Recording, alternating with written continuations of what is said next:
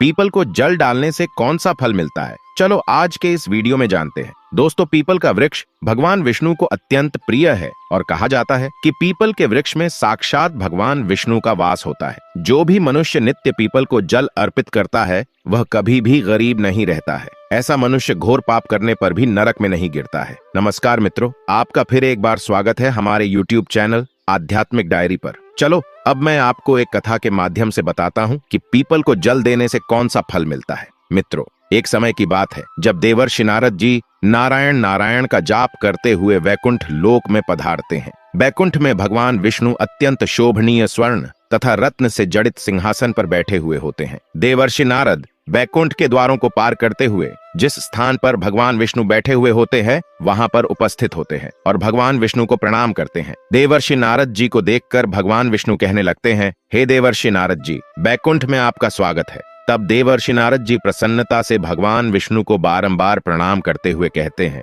हे सृष्टि का संचालन करने वाले जनार्दन, समस्त भूतों में आप ही का वास है। तीनों लोकों में आपका ही माया जाल फैला हुआ है। आपके चरणों में कोटि कोटि नमन। तब भगवान विष्णु मुस्कुराते हुए कहते हैं, हे देवर्षि नारद जी, आज आप किस प्रयोजन से बैकुंठ में आए हैं? अवश्य ही आपके मन में कोई शंका उत्पन्न हो रही है। अवश्य ही आप आज कोई समाचार लेकर आए हैं। तब देवर्षि कहते हैं कि हे प्रभु, आप तो सर्वज्ञाता है, तीनों लोकों में आप ही का वास है, आपसे कुछ भी छिपा हुआ नहीं है। हे प्रभु, मैं आज बैकुंठ किस कारण से आया हूँ यह भी आप भली भांति जानते हैं और आप यह भी जानते हैं कि मैं किस कारण से चिंतित हूँ। तब भगवान विष्णु कहते हैं, हे देवर्षि नारद जी, मैं आपकी चिंता का कारण जानता हूँ और आपकी इस अवस्था को मैं समझता हूँ। आज आप जिस शंका को दूर करने के लिए आए हैं वह समस्त मानव जाति के कल्याण के लिए ही है, इसीलिए आप निसंकोच होकर पूछिए। तब देवर्षि नारद जी कहने लगते हैं, हे प्रभु, आज जब मैं धरती लोक का भ्रमण कर रहा था तब मैंने कुछ मनुष्यों को पीपल का पेड़ तोड़ते हुए देखा है। वह पेड़ बहुत पीड़ा में था और वे मनुष्य बिना सोचे समझे ही पीपल के पेड़ को तोड़ रहे थे। हे प्रभु, पीपल में तो आप ही का वास है। आप ही ने कहा है कि वर्षों में आप अश्वत्थ है, तो फिर मनुष्य ऐसा पाप क्यों करते हैं? फिर आगे देवर्षि नारद जी कहते हैं, हे प्रभु, इसके साथ ही मैं यह भी जानना चाहता हूँ कि पीपल के पेड़ को नित्य जल देने से मनुष्य को कौन सा फल मिलता है? पीपल को जल कब देना चाहिए? किस दिन इसकी पूजा करनी चाहिए? तब भगवान विष्णु कहते हैं, हे देवर्षि नारद जी, आपकी बात सत्य है। वर्षों से पीपल के पेड़ में मेरा ही वास है। पीपल के महत्व को बताने से पूर्व मैं आपको एक प्राचीन कथा सुनाता हूँ। इस कथा के माध्यम से आपको आपके सभी प्रश्नों के उत्तर मिल जाएंगे। जो भी मनुष्य इस कथा को एक बार सुन लेता है उसके सारे पाप नष्ट हो जाते हैं और जो इस कथा को बार बार सुनता है उसके सभी दुख दूर होते हैं और उसे धन धान्य की प्राप्ति होती है। पीपल को जल देने के महत्व की इस कथा का प्रचार जो करता है उसे विष्णु लोक की प्राप्ति होती है। तब देवर्षि नारद जी कहते हैं, हे प्रभु, अब इस कथा को सुनने की मेरी तीव्र इच्छा हो रही है। कृपया आप जल्दी से इस महान कथा को मुझे सुनाइए। मैं इस कथा को ध्यान से पूरा सुनूंगा और इसका तीनों लोगों में प्रचार प्रसार करूंगा। मित्रों, फिर भगवान विष्णु देवर्षि नारद जी को वह कथा सुनाने लगते हैं। भगवान विष्णु कहते हैं, हे देवर्षि नारद जी, प्राचीन काल में एक अत्यंत सुंदर महानगरी थी जिसका नाम देवग्राम था। उस नगरी में गंगाधर नाम का एक श्रेष्ठ ब्राह्मण रहा करता था। वह सदैव ही धर्म अनुष्ठान में लगे रहने वाला, सभी पशु पक्षियों की सेवा करने वाला था। उनके आश्रम में एक प्राचीन पीपल का पेड़ था जिसकी वह ब्राह्मण रोज पूजा किया करता था। रोज उस पीपल के वृक्ष को जल अर्पित किया करता था। वह एकादशी का व्रत करके पीपल को जल देकर उसकी प्रतिरक्षणा करता था। बाहर जाते समय वह रोज पीपल को नमस्कार किया करता था। इस प्रकार से उस ब्राह्मण ने उस पीपल के पेड़ की पूजा करके बहुत सारा पुण्य अर्जित कर लिया था। ऐसे ही समय बीत रहा था। फिर एक दिन एक भयानक राक्षस भोजन की तलाश में गंगाधर ब्राह्मण के आश्रम पर आता है और इधर उधर देखने लगता है। भगवान विष्णु कहते हैं, हे देवर्षि नारद जी, जब वह ब्राह्मण कुटिया से बाहर आकर देखता है तो वहां एक भयानक राक्षस खड़ा हुआ था। जैसे ही वह राक्षस उस ब्राह्मण को देखता है तो वह राक्षस कहने लगता है, अरे वाह, आज तो बहुत ही स्वादिष्ट ताजा ताजा मांस खाने को मिलेगा। यह ब्राह्मण तो बहुत ही जवान, सुंदर और गुणवान दिखाई पड़ रहा है। मैं अभी इसे चबा डालता हूँ। उस राक्षस को देखकर वह ब्राह्मण बिल्कुल भी भयभीत नहीं होता है और उस राक्षस से कहने लगता है कि हे राक्षस, इस गरीब की कुटिया में तुम्हारा स्वागत है। तुम मुझे बहुत भूखे दिखाई दे रहे हो,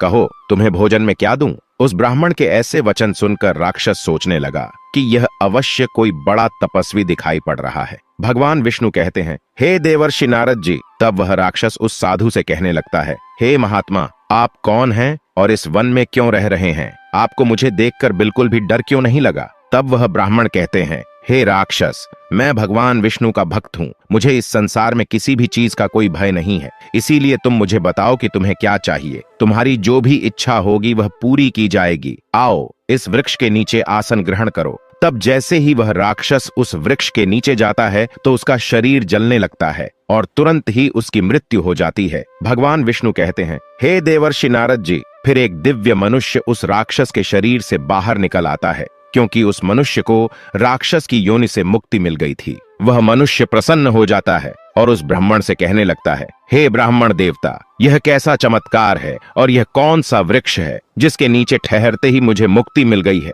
राक्षस की बात सुनकर वह ब्राह्मण कहता है, हे महात्मा, यह पीपल का पेड़ है। यह पेड़ भगवान विष्णु का ही रूप है और यह सभी पापों का नाश करने वाला है। इस वृक्ष के सानिध्य में आने से तुम्हारे सभी पाप नष्ट हो गए हैं। भगवान विष्णु कहते हैं, हे देवर्षि नारद जी। साधु की बात सुनकर वह मनुष्य उस साधु को प्रणाम करता है, फिर स्वर्ग की ओर जाने लगता है। फिर एक दिन यमराज अपने दूतों को बुलाते हैं और कहते हैं कि हे दूतों, तुम जाओ और नंदीग्राम में निवास करने वाले गंगाधर नाम के ब्राह्मण को पकड़कर यहाँ पर लेकर आओ। यमराज का आदेश पाकर वे दूत यमलोक से धरती पर आते हैं और उस ब्राह्मण को जीवित ही पकड़कर यमलोक ले जाने लगते हैं। तब रास्ते में महात्मा गंगाधर उन दूतों से कहने लगते हैं, अरे दूतों, तुम यह क्या कर रहे हो? मेरी तो अभी मृत्यु भी नहीं हुई है, फिर तुम मुझे पकड़कर यमलोक लेकर क्यों ले जा रहे हो? भगवान विष्णु कहते हैं, हे देवर्षि नारद जी। ब्राह्मण की बात सुनकर दूत कहने लगते हैं, अरे ब्राह्मण, तू चुपचाप हमारे साथ चल। खुद यमराज ने हमें तुझे उठाकर लाने का आदेश दिया है। पता नहीं तूने ऐसा कौन सा भयंकर अपराध किया है। हम भी जानना चाहते हैं कि तूने कौन सा पाप किया है।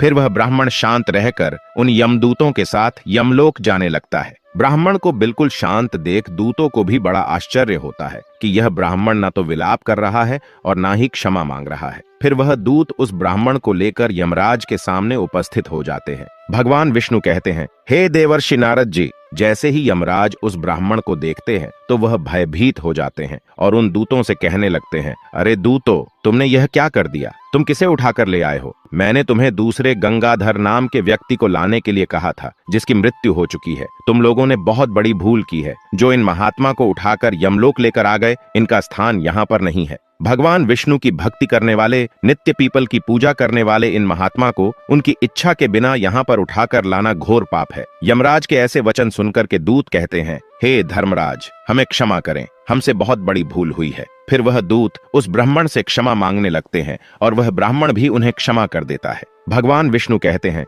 हे देवर्षि नारद जी। फिर यमराज उस ब्राह्मण से कहते हैं, हे ब्राह्मण देवता, आपकी पत्नी तथा पुत्र आदि बहुत दुखी और व्याकुल होकर रो रहे हैं। अब कृपया आप वापस अपने घर चले जाइए। अपने दूतों की भूल के लिए मैं आपसे क्षमा मांगता हूँ। कृपया आप अपने घर को लौट जाइए। तब वह ब्राह्मण कहता है, हे धर्मराज, उनसे जो भूल हुई है उसके लिए तो मैं उनका आभारी हूँ। उनकी भूल के कारण ही मुझे जीवित रहते हुए आपके दर्शन करने का सौभाग्य प्राप्त हुआ है। ऐसा सौभाग्य बार बार किसे मिलता है? हे धर्मराज, मेरी आपसे एक विनती है। मैं संपूर्ण नरकों का दर्शन करना चाहता हूँ, जहाँ पर समस्त पापी मनुष्यों को कष्ट भोगने पड़ते हैं। भगवान विष्णु कहते हैं, हे देवर्षि नारद जी। गंगाधर की बात सुनकर यमराज प्रसन्न हो जाते हैं और कहते हैं, हे ब्राह्मण देवता, ठीक है, अगर आपकी यही इच्छा है तो मैं आपकी इच्छा को अवश्य पूर्ण करूंगा। फिर यमराज उस ब्राह्मण को समस्त नरक का दर्शन करने के लिए ले जाते हैं। जब वह ब्राह्मण नरक में पहुंचा तो उस गंगाधर ब्राह्मण ने देखा कि समस्त पापी जीव नरक में पड़कर कष्ट भोग रहे हैं। कोई सूली पर चढ़े हैं तो कुछ प्राणियों को हिंसक पशु खा रहे हैं, कोई कोयले पर चल रहे हैं और विलाप कर रहे हैं, कुछ पापियों को कीड़े खा रहे हैं तो कुछ पापियों को उबलते हुए तेल के घड़े में पकाया जा रहा है। कुछ पापियों को यम के दूत भयंकर पीड़ा दे रहे हैं, अस्त्रों से उन पर प्रहार कर रहे हैं। भगवान विष्णु कहते हैं, हे देवर्षि नारद जी। उन आत्माओं को दुख और यातनाएं भोगते हुए देखकर उस गंगाधर ब्राह्मण को बड़ा दुख हुआ। तब वह उन दुख भोग रहे प्राणियों को कहने लगा कि क्या आप लोगों ने पृथ्वी पर रहकर कोई भी पुण्य का काम नहीं किया, जिससे कारण आप सभी को यहाँ नरक में आकर कष्ट भोगने पड़ रहे हैं? तब नरक में सजा भोग रहे उन प्राणियों ने कहा, हे ब्राह्मण देवता, हमने कभी भी पृथ्वी पर कोई पुण्य नहीं किया था, इसी कारण से हम नरक में गिरकर सजा भुगत रहे हैं। हमने सदैव पराई स्त्रियों से संबंध बनाए हैं, दूसरों के घर में चोरी की है, निष्पाप पशुओं की हत्या की है, दूसरों पर झूठे आरोप लगाए हैं और अतिथियों का अनादर किया है। ऐसे अनेक पापों के कारण हम सभी नरक की अग्नि में दर्द सहन कर रहे हैं। हमने प्यासी गायों की बावड़ी को तोड़ा है, दान धर्म करने वाले लोगों को लूटा है, हमने कभी व्रत अनुष्ठान नहीं किया है, अपनी स्त्रियों का त्याग कर दिया, हमने अपने मित्रों के साथ दगा किया है तथा झूठी गवाही देकर अनेक निष्पाप लोगों को फंसाया है। इन सभी पापों के कारण हम घोर नरक में सजा भुगत रहे हैं। भगवान विष्णु कहते हैं, हे देवर्षि नारद जी। तभी ब्राह्मण ने उन सजा भुगत रहे लोगों से कहा, आप लोगों ने कभी भगवान विष्णु की पूजा नहीं की है, इसी कारण से आप लोगों की ऐसी भयानक दशा हो गई है। जो मनुष्य पृथ्वी लोक पर रहकर भगवान विष्णु का पूजन करता है, उसकी ऐसी दुर्गति कभी नहीं होती है और उन्हें मोक्ष मिल जाता है। आप लोगों ने कभी श्री हरि के चरणों में मस्तक नहीं झुकाया है, इसी कारण से आपको नरक की प्राप्ति हुई है। आप लोगों ने कभी पीपल को जल नहीं चढ़ाया है, पीपल को जल चढ़ाने से जन्मों के पाप नष्ट होते हैं। भगवान विष्णु कहते हैं, हे देवर्षि नारद जी। तब समस्त नरकवासी कहने लगते हैं, हे ब्राह्मण देवता, हमारा अंतकरण अपवित्र है, हम अपने पापों के कारण भयंकर दुख भोग रहे हैं। नरक की अग्नि से हमारा शरीर जल रहा था, किंतु जो हवा आपके शरीर को छूकर हमारी ओर बह रही है, वह हवा हमें आनंद दे रही है। हे धर्मात्मा, कृपया आप कुछ देर तक यही ठहरिए, जिससे हम लोगों को कुछ क्षणों के लिए सुख मिल सके। हम अनेक वर्षों से निरंतर कष्ट भोग रहे हैं, हमारा अंग अंग जल रहा है। हे ब्राह्मण देवता, आपके दर्शन करने से ही हमें संतोष हो रहा है, कृपया आप हम पापियों पर थोड़ी दया कीजिए। भगवान विष्णु कहते हैं, हे देवर्षि नारद जी। उन नरक वासियों की ऐसी बात सुनकर यमराज कहते हैं, हे ब्राह्मण देवता, अब आपने नरक देख लिया है, अब आप अपने घर को लौट जाइए। आपकी पत्नी शोक में डूबकर रो रही है और आपके पुत्र विलाप कर रहे हैं। तब वह ब्राह्मण बोलता है, हे धर्मराज, इन प्राणियों को दुख में देखकर मैं कैसे चला जाऊं? इनकी दुख भरी आवाज कानों में पड़ती है तो मुझे बहुत दुख हो रहा है। आपके यमदूतों के द्वारा मार खाकर अग्नि की ज्वालाओं में गिरे हुए इन नारकीय जीवन की यह दयनीय पुकार सुनिए। इन जीवों के मुख से निकली हुई ध्वनि मुझे सुनाई दे रही है। ये सभी एक ही रट लगाए हुए हैं, बचाओ, मेरी रक्षा करो, हमें क्षमा करो। मैं समस्त लोकों के स्वामी भगवान विष्णु की आराधना करता हूँ। यदि मैं इन दुखी प्राणियों को अनदेखा कर दूंगा तो मेरा जीवन व्यर्थ हो जाएगा। भगवान विष्णु कहते हैं, हे देवर्षि नारद जी। ब्राह्मण की बातों को सुनकर यमराज कहने लगते हैं, हे ब्राह्मण श्रेष्ठ, आपको इन पापियों की चिंता नहीं करनी चाहिए। यह सभी अपने कर्मों का फल भुगत रहे हैं। ईश्वर ने ही उनके लिए इस दंड का प्रावधान किया है ताकि उनकी आत्मा की शुद्ध हो सके। आप उनके लिए कुछ भी नहीं कर सकते हैं, इन्हें नरक की सजा भोगनी ही पड़ती है। भगवान विष्णु कहते हैं, हे देवर्षि नारद जी। यमराज के इतना समझाने पर भी वह ब्राह्मण नहीं माना और उसने उन नारकीय जीवों को मुक्ति दिलाने के लिए भगवान विष्णु से प्रार्थना करना शुरू कर दिया। वह ब्राह्मण महात्मा भगवान विष्णु से प्रार्थना करते हुए कहने लगा, हे प्रभु, मैंने सच्चे मन से आपकी आराधना की है, हर क्षण आप ही के नाम का जाप किया है।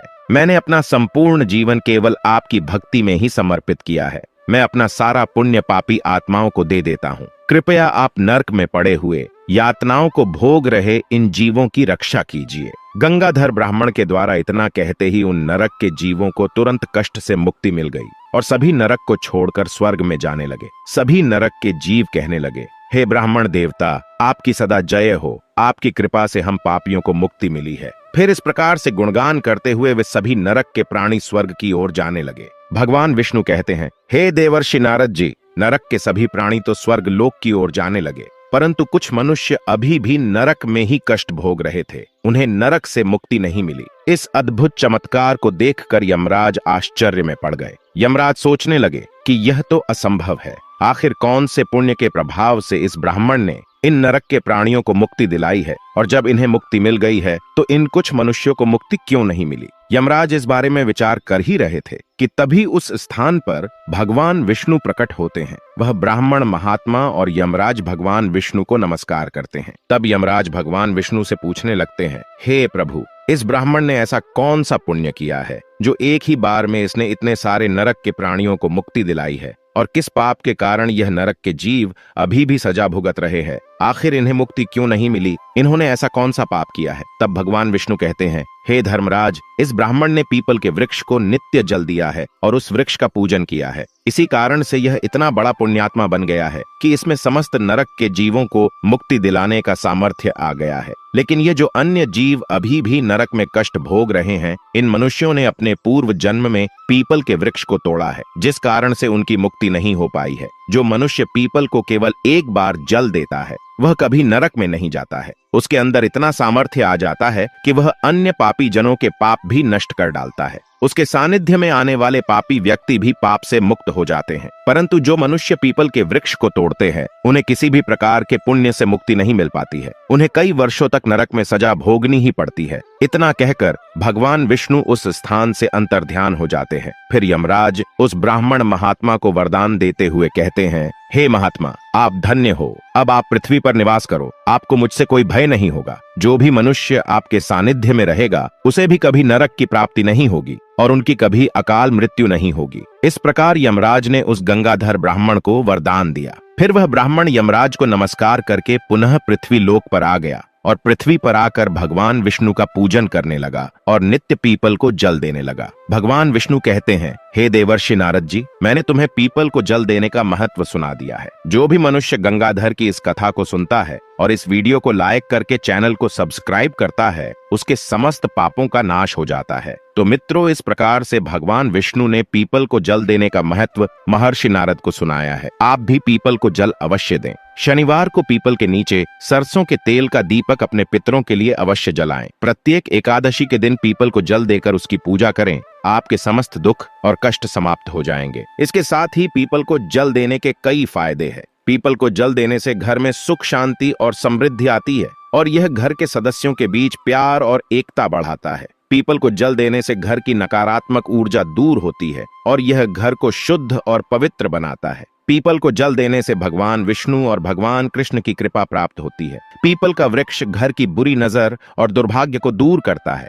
इसीलिए घर में पीपल का वृक्ष अवश्य लगाना चाहिए। पीपल को जल देने से घर में स्वास्थ्य और संपन्नता आती है। यह घर के सदस्यों के जीवन में सुख और समृद्धि लाता है। पीपल को जल देने से घर का वातावरण शुद्ध और पवित्र होता है और यह भगवान के प्रति आस्था और भक्ति बढ़ाता है। पीपल का वृक्ष आपकी मनोकामना पूर्ति में मदद करता है। पीपल को नित्य जल देने से और नमस्कार करने से भाग्य और समृद्धि आती है। घर में पीपल का वृक्ष होने से व्यक्ति का मानसिक स्वास्थ्य और कल्याण में सुधार होता है। यह तनाव और चिंता को कम करता है। पीपल को जल देने से मन में शांति और सुकून आता है और यह आध्यात्मिक विकास में मदद करता है।